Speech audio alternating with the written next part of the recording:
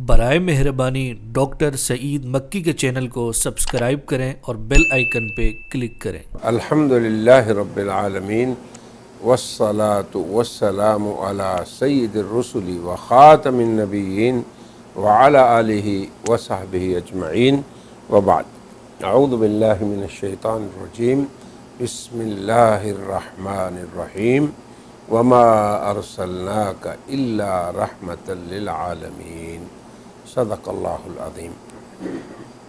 سامعین و ناظرین، ہم اپنے اس سلسلے کا جس کا عنوان ہے حضرت رحمت للعالمین صلی اللہ علیہ وسلم کی رحمتوں کی وسعتیں، اس میں ہم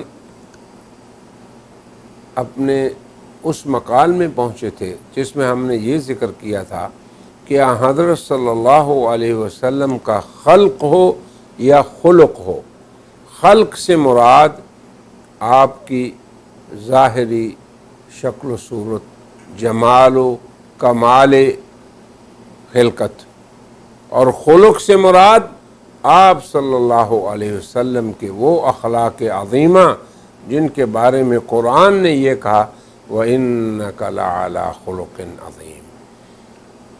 تو یقین کریں کہ آپ کے خلق کا بیان بھی یقیناً محبین صادقین کے قلوب کو سکون بخشتا ہے، ان کے دلوں کے اندر نور ثبت ہو جاتا ہے، ان کی آنکھوں کا اس میں سرور ہے، اور ہر مومن صادق کا ہر حال میں یہی شعور ہے۔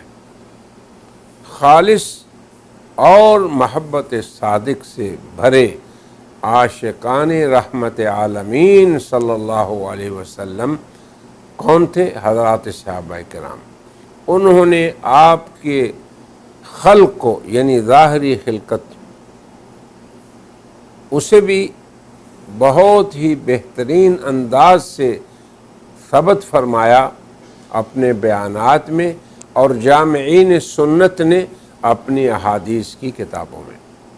آپ کے عمومی حسن و جمال، آپ کے قد و قامت، آپ کے مختلف اعضائے مبارکہ کی ساخت، آپ کی رنگت، آپ کی چال ڈھال، آپ کی گفتار، آپ کے انداز تخاطب، آپ کی مجالس میں عادات مبارکہ، الغرض بہت سے امور کو حسن ترتیب سے امت کے سامنے پیش فرمایا ہے کہ وہ حبیب رب العالمین صلی اللہ علیہ وسلم بھی ہیں، اور اہل اسلام کے محبوب اعظم بھی اس کی مخلوق میں۔ تو حضرت رحمت عالمین صلی اللہ علیہ وسلم سے عقیدت و محبت میں یقیناً آپ کے خلق کا بیان بھی اضافے کا سبب ہے۔ پھر بعض عادات مبارکہ و سنن مطہرہ بھی ہیں جنہیں اختیار کر کے امتی اللہ کے محبوب اور اپنے حبیب کا قرب حاصل کر سکتے ہیں۔ حضرات صحابہ کرام کا بیان خلقت کچھ اس انداز سے ہے۔ حضرت جابر بن سمرہ رضی اللہ تعالی عنہ بیان کرتے ہیں، میں نے نبی کریم صلی اللہ علیہ وسلم کو چاند رات میں دیکھا، یعنی جس رات کو چاند پورے جوبن میں تھا اور مکمل تھا، بدر جسے کہتے ہیں۔ میں ایک نگاہ حضرت رحمت عالمین صلی اللہ علیہ وسلم پر اور ایک نگاہ چمکدار 14ویں کے چاند پر ڈالتا ہوں، جبکہ آپ سرخ جوڑا تنزیب فرمائے ہوئے تھے۔ میری نگاہ نے آپ کو چاند سے زیادہ حسین پایا۔ تو یہ عمومی نظر کا بیان ہے۔ اسی طرح حضرت کعب رضی اللہ عنہ فرماتے ہیں کہ آپ جب خوش ہوتے تو چہرہ مبارک ایسا چمکتا گویا چاند کا ٹکڑا ہے۔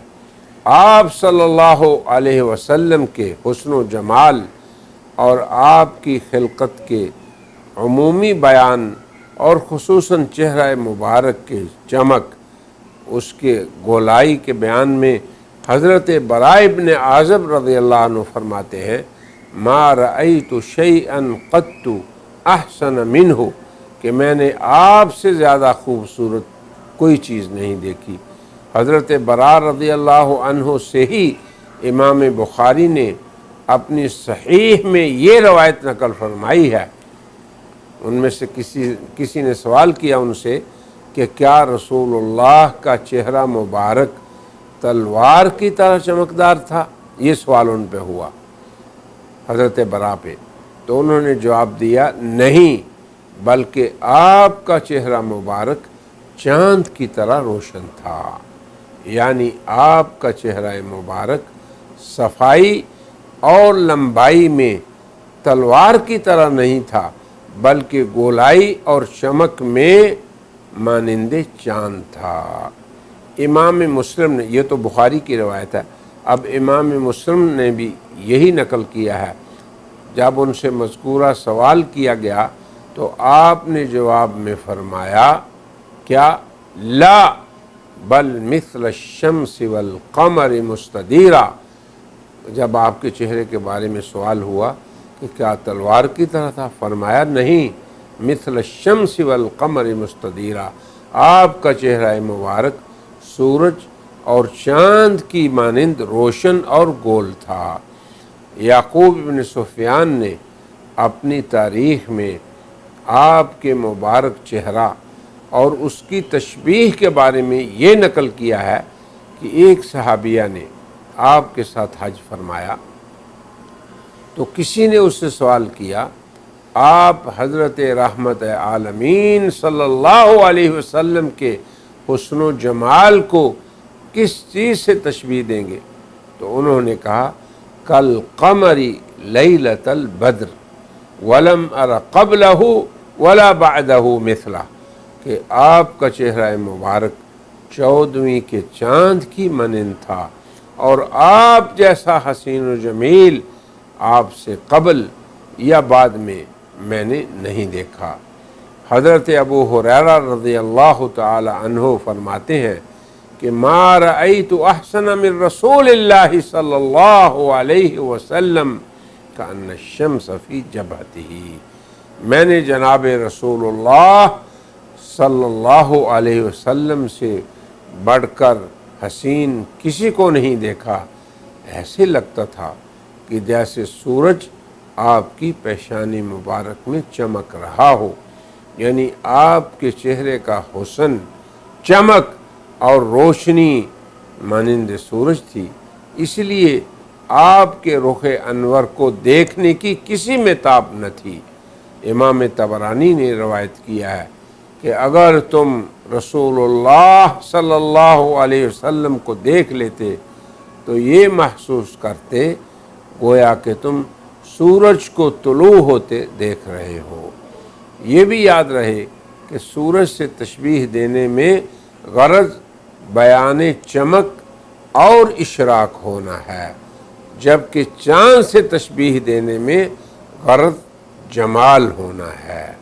اب یہ دیکھیں کہ جن حضرات نے سورج سے تشبیہ دی تو اس میں ان کی غرض چمک، نورانیت اور اشراق کا ذکر تھا، اور جنہوں نے چاند سے تو ان کی غرض جمال تھی۔ چنانچہ آپ کا حسن و جمال تمام محاسن کی خلقت کا جامع تھا۔ اسی لیے حضرات صحابہ کرام جب آپ کے جمال خلقت میں کبھی یہ لفظ بولتے تھے کہ قطو، کہ آپ جیسا حسین و جمیل کبھی نہیں دیکھا، یہ قطو کا لفظ اکثر وہ استعمال کرتے تھے کہ کبھی نہیں ہم نے ان جیسا دیکھا، تو اس سے ان کی مراد حسن میں آپ سے مشابہت کی نفی میں تاکید ہوتی ہے۔ لہذا یہ لفظ بول کر قطو، کبھی کوئی نہیں، شمس و قمر یا ستارے اور کہکشاں وغیرہ کی بھی نفی کر دی گئی کہ یہ چیزیں بھی ان جیسی نہیں۔